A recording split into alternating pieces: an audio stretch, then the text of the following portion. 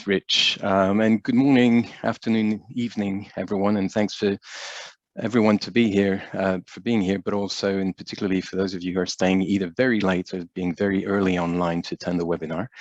And of course, I'd like to thank the organizers for inviting me to give a talk today. My name is Olivier Thebaud, and I work, as Rich was saying, as an economist at Ifremer in France, in a research unit called MSEAS, which gathers economists, lawyers, and other social scientists specializing in the analysis of public policies that relate to how we manage our activities out at sea and on the coasts. And over the years, our group has developed an approach to the question of how we govern marine socio-ecological systems, taking into account multiple disciplinary perspectives, including that of economists. And this is what I'd like to focus on in this talk today. And it's not shifting, it is now. And there are four key ideas I'd like you to take away from this presentation. First, and we all know this, and we've heard about this in the previous talks, governing marine socio-ecological systems is about coordinating and regulating human activities that interact with the ocean. Second, those activities, and particularly the activities of the blue economy, which we're particularly interested in here, strongly rely on the use of common pool resources. And third, as a result, ensuring sustainability for those activities is bound to require two things. First, we need to set exploitation possibilities and their associated impacts, hopefully acceptable impacts, accounting for ecological, economic, and social policy objectives. And second, we have to define how these possibilities can be allocated amongst users in order to generate the incentives that support the achievement of the objectives. And then last but not least, social sciences, and in particular economics, have a major role to play in supporting policy in collaboration with natural sciences. The ocean is now regularly presented as a new frontier of the global economy.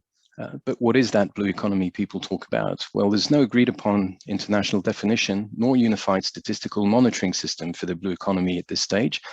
But our colleagues from OECD have produced this conceptual framework, which provides a general perspective that's stabilizing at the international level to describe what the blue economy is made up of. And it's made up of ocean-based industries or economic activities that are connected to the sea and the coasts for the production of energy, for the production of goods and services, including information exchange, or for trade. And those industries include traditional sectors of the blue economy, such as fisheries, aquaculture, or maritime transport. But they also include emerging sectors, such as the use of renewable energy, deep sea mining, biotechnologies, and so on. And the industries depend on marine ecosystems for their intermediate inputs, what they use to produce what it is they produce. And in turn, they have impacts on these ecosystems, which I will come back to. And then, of course, marine ecosystems themselves can be considered as forms of natural capital assets, as well as providers of a suite of ecosystem services. Now, the importance of the blue economy, and we've seen this picture already in the webinar, is growing according to the global assessments, the assessments at global scale. Oh, and apologies, I'm a slide ahead in my discussion here. So what is at stake? Well, it's important in terms of wealth, this blue economy. Maritime activities generate a significant fraction of global value added, and the recent or relatively recent estimates at global level were that it was weighing $1.5 trillion in 2010, but expected to double by 2030. And the blue economy is also important in terms of jobs and the associated ways of life. But it also represents significant geostrategic issues. For example, maritime transport is used for 90% of global trade in goods. And we heard how important that trade was when a container ship blocked the Suez Canal a year ago. Or we have submarine cables, and this is what's illustrated on this map here, which carry 99% of global communications. So potentially a lot at stake. But in addition to these estimates, and this is the figure we've just seen in a previous talk, recent studies such as the paper led by the colleagues from the Stockholm Resilience Center have emphasized the multiple claims on the ocean for food, for material and space, and the important drivers of these claims, but also this very strong acceleration in the development of these claims, which the authors actually describe as a race among diverse and often competing interests. And this ranges from the development of marine aquaculture to deep sea mining, through to the expansion of wind farms, water desalination, or marine protected areas, as claims on ocean space. The acceleration in maritime activities entails pressures on marine ecosystems at a scale which is affecting our ability to maintain the planet within what's been called a safe operating space for humanity. And led by colleagues from the Centre for Marine Socioecology in Australia, this study presents an analysis of how including marine systems matters in determining the extent to which human activities are pushing us closer to those boundaries, and posing the question of how governance can work to address the associated risks. For example, changes in marine habitats are likely to contribute to changes in Earth's surface with the ensuing ecological environmental impacts, the use of freshwater by the seafood industry to global freshwater use, or marine plastics that are being added to the impacts of novel entities produced by man with the associated impacts on the world's ecosystems. And an important dimension of this blue economy is that it is heavily relying on the use of common pool resources. Now, this is a map of international waters in dark blue, and it illustrates the vast areas of the ocean that can only be managed through voluntary agreements between the different parties to international regulatory initiatives. There, in the open ocean, in the international areas, but even within areas under national jurisdictions, the light blue areas on the map, private utilization of the ocean and its resources is usually dependent on licenses or concession from public authorities of the coastal states. And these concessions, or these regulations, more generally speaking, are more complicated to implement than on land due to the fluid, three-dimensional nature of marine ecosystems and the mobile nature of many marine resources. These make the regulation of access to resources and of the impacts of activities on ecosystems and on other activities out in the ocean more difficult.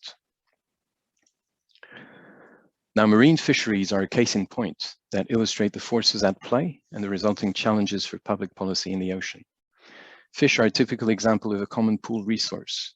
By this, we mean that they are both non-exclusive and rival in use. And to the difference of land-based resources, while they swim freely in the ocean, it's technically impossible to allocate fish to any particular user.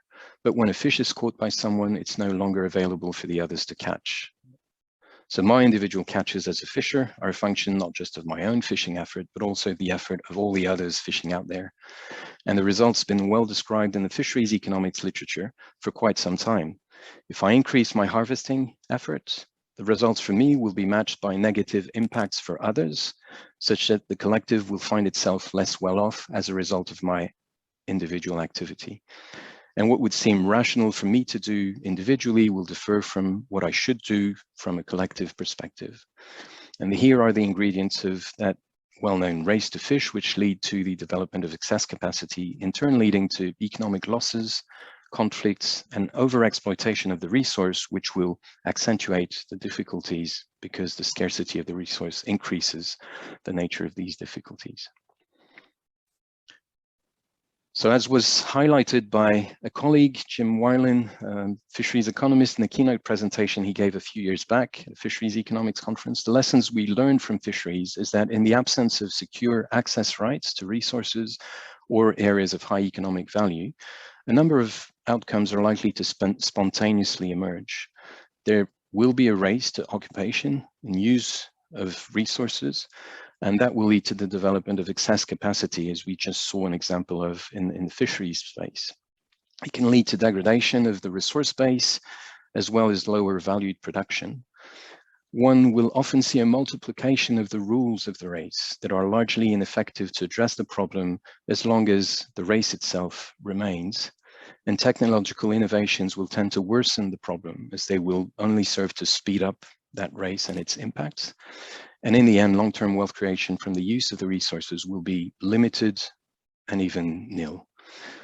And note that such outcomes have not just been observed in the open ocean, they've also been and still are being witnessed in fisheries under national jurisdiction, as was the case for the famous Northwest Atlantic cod fishery in the 90s, but can also be observed on land as during the California gold rush in the 1850s, or the fur trade in the late 19th century in North America, and in many other resources, for many other resources in many other places around the world. Now, from a governance perspective, this analysis has led to identify a need for management to address two complementary dimensions. First, we need to define exploitation and conservation measures that take into account the economic, social, and ecological policy objectives. The question here is how much and how we want to harvest and protect collectively a resource to achieve societal objectives. And in the fishery, this has led, for example, to the definition of total allowable catches or the selectivity measures that determine which type of fish can be caught. But the second dimension, once this first question is answered to, is to establish access regulation measures, which determine who can harvest and how much to do away with the race to fish. And we've also learned from the fisheries example that conservation measures alone fail to address the problem. As illustrated by the history of the Canadian halibut fishery presented in this figure, conservation measures in place had enabled an increase in the total allowable catch in yellow bars in this graph in the 80s, but this had led to an increase in the number of vessels fishing for halibuts in red and a decrease in the length of the season in blue to only a few days a year, as these vessels were incentivized to race to catch the authorized CAC. In the early 90s, the regulator introduced individual catch allocations between a limited number of participants, and this rapidly changed the operation of the fishery with a strong increase in the length of the season and a decrease in the number of participating vessels. Now, other mechanisms have also been considered, including the allocation of fishing possibilities to groups of users or territorial use rights relying on coastal communities, and the presentation on small-scale fisheries in Japan well illustrates how you can use collective allocation mechanisms to resolve this race to fish question. And a wealth of research has also developed to closely examine the characteristics of alternative approaches for regulating access to fisheries resources. And I've just put up 3 examples in this slide. The literature actually has extended way beyond fisheries and provides a deep understanding of the conditions for the emergence of common pool resource management regimes. Umbeck in the 70s, an economist who was studying the California gold rush, was putting the question this way: if a group of individuals is placed in a world of scarce resources with no government to assign ownership rights and no laws to restrict individual behavior, what will they do? What solutions might they find? Now, he considered the key role of anticipated benefits of regulated access versus the costs of actually setting up those regulations and implementing them. But the work from scholars studying common property systems led by Elinor Ostrom, who's also been mentioned earlier in the webinar, has delved much deeper into the factors of success for such management regimes. A list is presented here, which is well known, and so I won't delve in the details of this for the sake of time, but suffice it to say that we're well equipped to tackle that question of how collectives at various scales can best work to establish access regulation regimes. That work and the work of others has highlighted the importance of certain key dimensions of access regulation regimes. Those questions, how to allocate and reallocate use possibilities across user and user groups, taking into account the incentives that will inevitably be created by the rules that are adopted, and how to distribute the rents derived from the allocated uses of resources and areas, which raises questions regarding equity and benefit sharing at multiple scales. And this recent paper by James Bennett and colleagues highlighted the risks associated with a lack of consideration of this latter question, as well as a number of other key dimensions of blue growth and blue justice, including, for example, sociocultural impacts, gender equity, or human rights. So to address the problems entailed by the blue acceleration, we must, of course, work with natural scientists to identify acceptable, desirable usage possibilities of marine areas and resources, taking into account ecological, economic, and social dimensions. But in addition to that, we can help identify where and how collective arrangements may emerge that enable access regulation mechanisms to be established that will slow, if not stop, the race, which we know cannot be a good thing for the oceans or people who depend on them. We can also help understand the incentives at play and how they might be modified to help achieve the management objectives. And we can examine the speed at which institutional systems may evolve depending on the context and issues at play, as compared to the speed of economic processes and the speed of ecological change. This figure illustrates a point that was made by a famous economist, Oliver Williamson, which we adapted to the analysis of cross-jurisdictional management for natural resources. Basically states that the speed of change in social systems is different as one moves from the day-to-day decisions on using resources to the definition of contracts and other type of agreements, to the institutional level of defining rules and property rights, and to changes in norms and values. Sorry, this is an important aspect to factor in the development of scenarios for the future of marine socio-ecological systems and their governance. Now, in 2017, Esther Duflo, a French economist who since has been awarded the Nobel Prize, that was in 2019, was interviewed by a French newspaper called Le Monde, and she insisted that economists would gain by behaving a bit more humbly, and she said less as physicists and more like plumbers, getting their hands into the pipeworks in order to do two things: use knowledge to offer practical solutions, evaluate impacts, and provide adjustments as required, but also develop a science of the details, or the essential details, she said. Our group in MSEAS has been working along those lines, and we're convinced that the same is true for a large fraction of the science required to support ocean policy globally. And by the way, and I found this nice image of the plumbing industry, it could be highly recognized as a role in society. And this, of course, must be done as part of inter and transdisciplinary endeavors. And the first MSEAS symposium, which we were honored and really happy to host in Brest in 2016, was a great opportunity to meet and discuss this with researchers from all kinds of disciplines, as well as stakeholders from ocean industries and the world of governance and policy making. And we are looking forward to MSEAS 2022, hopefully, to continue this discussion. And we'll happily welcome colleagues interested in these issues to visit us in Brest, where, as you can see, and this is a picture I used to present where we were when we presented the idea of the MSEAS symposium in 2014 at some point.